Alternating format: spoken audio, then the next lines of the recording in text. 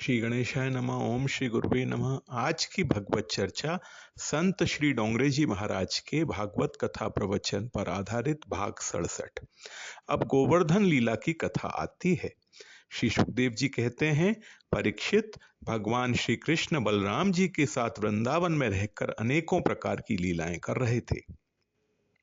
उन्होंने एक दिन देखा कि सभी गोप इंद्र यज्ञ करने की तैयारी कर रहे हैं। भगवान श्री कृष्ण सबके अंतर्यामी और सर्वज्ञ हैं। उनसे कोई बात छिपी नहीं थी, वे सब जानते थे। फिर भी विनय पूर्वक उन्होंने नंद बाबा आदि बड़े बूढ़े गोपों से पूछा, पिताजी, आप लोगों के सामने ये कौन सा बड़ा भारी काम, कौन सा उत्सव आ पहुंचा है? इसका फल क्या है? किस उद्देश्य से कौन लोग किन साधनों के द्वारा यह यज्ञ किया करते हैं?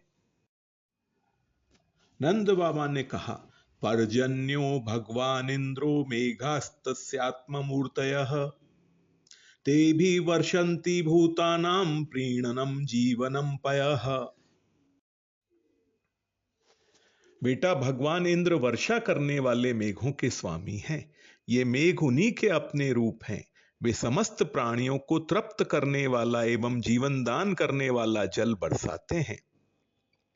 मेरे प्यारे पुत्र, हम और दूसरे लोग भी उन्हीं मेघपति भगवान इंद्र की यज्ञों के द्वारा पूजा किया करते हैं। उनका यज्ञ करने के बाद जो कुछ बच रहता है, उसी अन्न से हम सब मनुष्य अर्थ, धर्म और काम रूप त्रिवर्ग की सिद्धि के लिए अपना जीवन निर्वाह करते हैं। मनुष्यों के खेती आदि प्रयत्नों के फल देने वाले इंद्र ही हैं। यह धर्म हमारी कुल परंपरा से चला आया है। श्री सुखदेव जी कहते हैं, ब्रह्मा शंकर आदि के भी शासन करने वाले केशव भगवान ने नंद बाबा और दूसरे ब्रजवासियों की बात सुनकर इंद्र को क्रोध दिलाने के लिए अपने पिता नंद बाबा से कहा, कर्मणा जायते जंतुः कर्मणेव विलीयते, सुखम दुखम भयम क्षेमम कर्मणेवाभिपद्यते।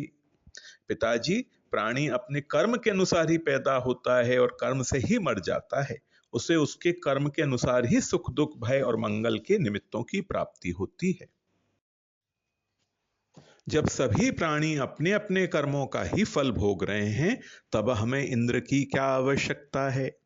जिसके द्वारा मनुष्य की जीविका सुगमता से चलती है, वही उसका इष्ट देव होता है। ब्राह्मण वेदों के अध्ययन अध्यापन से, क्षत्रिय पृथ्वी पालन से, वैश्य वार्ता वृत्ति से और शूद्र ब्राह्मण क्षत्रिय और वैश्यों की सेवा से अपनी जीविका का निर्वाह करते हैं। वैश्यों की वार्ता वृत्ति 4 प्रकार की है: कृषि, वाणिज्य, गोरक्षा और ब्याज लेना। हम लोग उन चारों में से एक केवल गोपालन ही सदा से करते आए हैं। इसमें भला इंद्र का क्या लेना देना है? वह भला क्या कर सकता है? इसके बाद भगवान कहते हैं, तस्माद गवाम ब्राह्मणा नाम दृश्यभ्यताम मखः य इंद्रिया याग संभारास्तिरयम साध्यताम मखः। इसलिए हम लोग गौओं, ब्राह्मणों और गिरिराज का यजन करने की तैयारी करें। इंद्र यज्ञ के लिए जो सामग्री इकट्ठी की गई है, उन्हीं से इस यज्ञ का अनुष्ठान होने दें। अनेकों प्रकार के पकवान, खीर, हलवा, पुआ, पूरी आदि से लेकर मूंग की दाल तक बनाया जाए। ब्रज का सारा दूध एकत्र कर लिया जाए।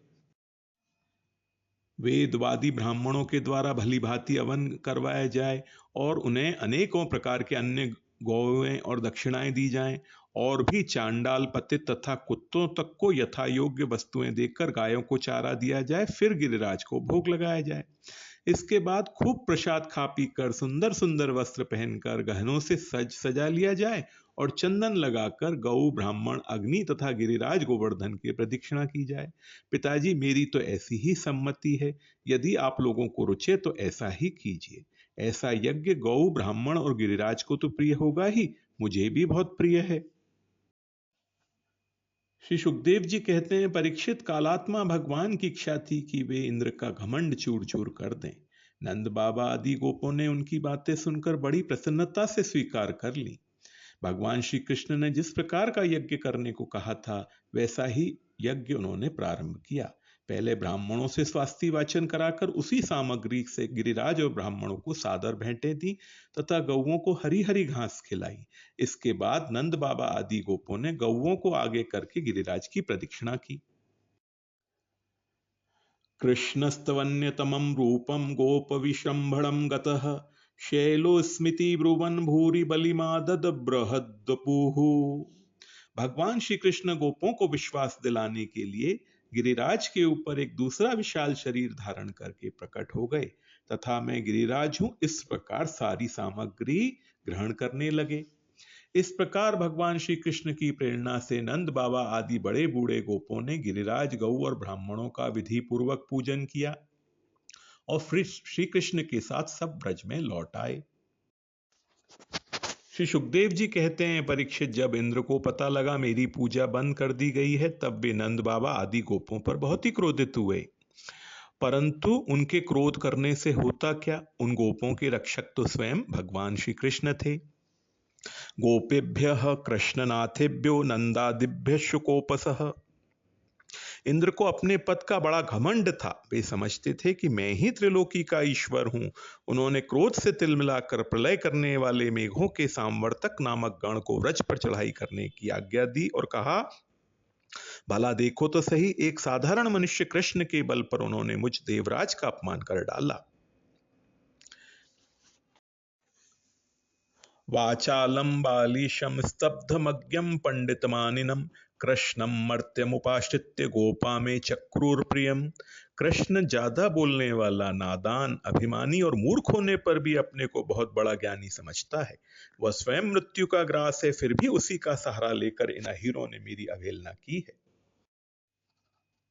अब तुम लोग जाकर इनके इस धन के घमंड और हेकड़ी को धूल में मिला दो तथा उनके पशुओं का संहार कर डालो। मैं भी तुम्हारे पीछे पीछे ऐरावत हाथी पर चढ़कर नंद के व्रज का नाश करने के लिए मरुदगणों के साथ आता हूं। श्री सुखदेव जी कहते हैं, परीक्षित, इंद्र ने इस प्रकार प्रलय के मेघों को आज्ञा दी और उनके बंधन खोल दिए। अब वे बड़े वेग से नंद बाबा के व्रज पर चढ़ाए और मूसलाधार पानी बरसाकर सारे व्रज को पीड़ित करने लगे। चारों ओर बिजलियां चमकने लगी, बादल आपस में टकरा कर कड़कने लगे और प्रचंड आंधी की प्रेरणा से वे बड़े बड़े ओले बरसाने लगे। इस प्रकार जब दल के दल बादल बार बार आकर खंबे के समान मोटी मोटी धाराएं गिराने लगे तब ब्रजभूमि का कोना कोना पानी से भर गया और कहां नीचा है कहां ऊंचा इसका पता चलना कठिन हो गया।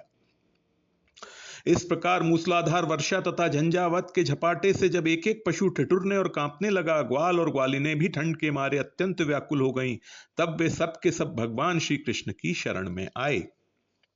मूसलाधार वर्षा से सताए जाने के कारण सबने अपने अपने सिर और बच्चों को निहुक कर अपने शरीर के नीचे छिपा लिया था और वे कांपते कांपते भगवान की चरण शरण में पहुंचे और कहने लगे, कृष्ण कृष्ण महाभाग त्वन्नाथम गोकुलम प्रभो त्रातु महर्षि देवानाः कुपिताद भक्तवत्सल। और बोले, प्यारे श्री कृष्ण, तुम बड़े भाग्यवान हो। अब तो कृष्ण केवल तुम्हारे ही भाग्य से हमारी रक्षा होगी। प्रभु, इस सारे गोकुल के एकमात्र स्वामी, एकमात्र रक्षक तुम ही हो। भक्त वत्सल इंद्र के क्रोध से अब तुम ही हमारी रक्षा कर सकते हो। भगवान ने देखा कि वर्षा और ओलों की मार से पीड़ित होकर सब बेहोश हो रहे हैं। वे समझ गए ये सारी करतूत इंद्र की है, उन्होंने क्रोधवश ऐसा किया है। वे मन ही मन कहने लगे, हमने इंद्र का यज्ञ भंग कर दिया है। इसी से वे व्रज का नाश करने के लिए बिना ऋतु के ही यह प्रचंड वायु और ओलों के साथ घनघोर वर्षा कर रहे हैं। ये मूर्खतावश अपने को लोकपाल मानते हैं। इनके ऐश्वर्य और धन का घमंड तथा ज्ञान में चूर चूर कर दूंगा। देवता लोग तो सत्व प्रधान होते हैं, इनमें अपने ऐश्वर्य और पद का अभिमान नहीं होना चाहिए। अतः यह उचित ही है कि इन सत्व गुण से च्युत दुष्ट देवताओं का मैं मान भंग कर दूं। इससे अंत में उन्हें शांति ही मिलेगी। तस्मान्मच्छरणं गोष्ठं मन्नाथं मत्परिग्रहं गोपाये स्वात्म योगेन सोयम में व्रत आहितः।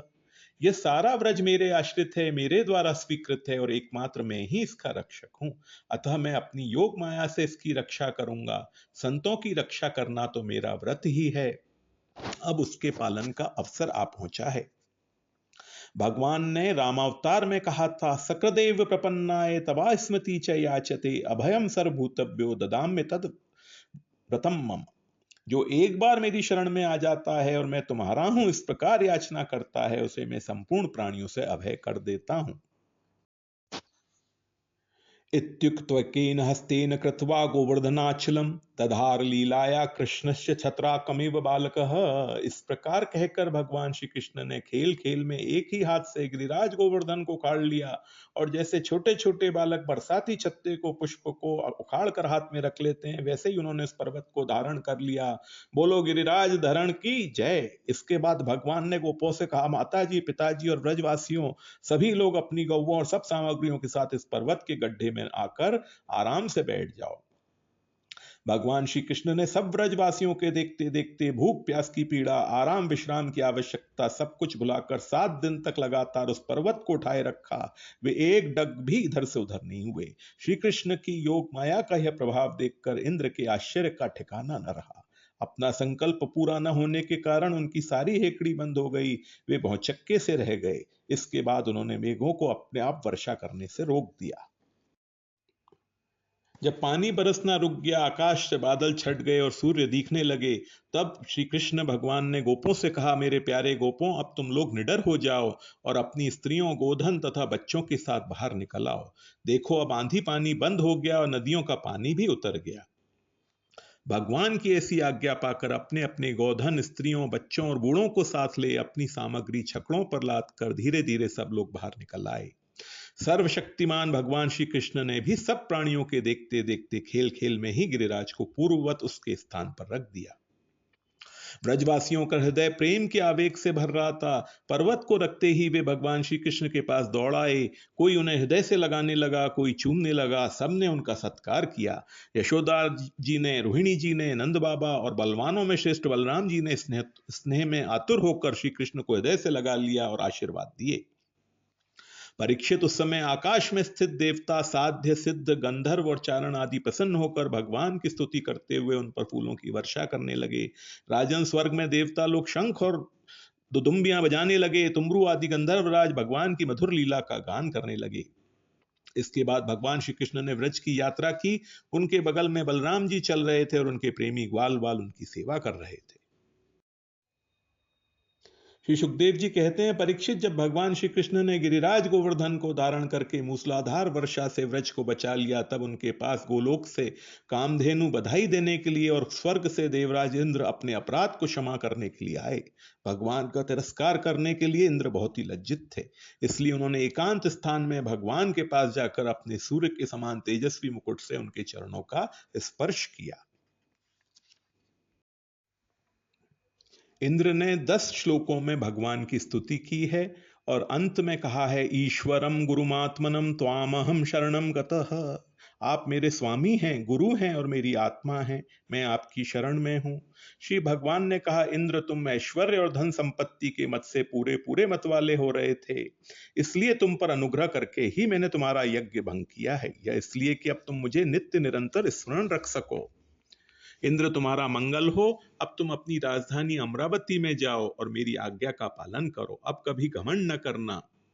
नित्य निरंतर मेरी सन्निधि का, मेरे संयोग का अनुभव करते रहना और अपने अधिकार के अनुसार उचित रीति से मर्यादा का पालन करना।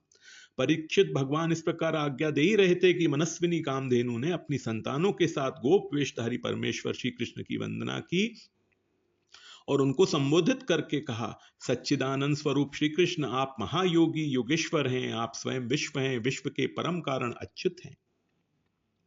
श्री सुखदेव जी कहते हैं, परीक्षित, भगवान श्री कृष्ण से ऐसा कहकर कामधेनु ने अपने दूध से और देव माताओं की प्रेरणा से देवराज इंद्र ने ऐरावत की सूंड के द्वारा लाए हुए आकाश गंगा के जल से देवर्षियों के साथ यदुनाथ श्री कृष्ण का अभिषेक किया और उन्हें गोविंद नाम से संबोधित किया। मुख्य मुख्य देवता भगवान की स्तुति करके उनके ऊपर नंदन वन के दिव्य पुष्पों की वर्षा करने लगे। तीनों लोकों में परमानंद की बाढ़ आ गई और गौओं के स्तनों से अपने आप इतना दूध गिरा कि पृथ्वी गीली हो गई।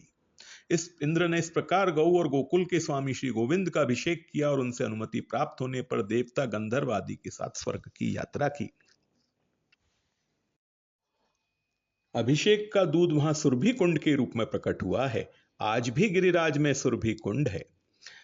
गोपियों का, व्रजवासियों का रक्षण करने वाले नंद नंदन, यशोदानंद वर्धन, गोपी जन वल्लभ, राधा रमण, गिरिराज धरण श्री कृष्ण चरण में बारंबार वंदन है। आज की भगवत चर्चा यहीं तक। ओम श्री गुरुवे नमः।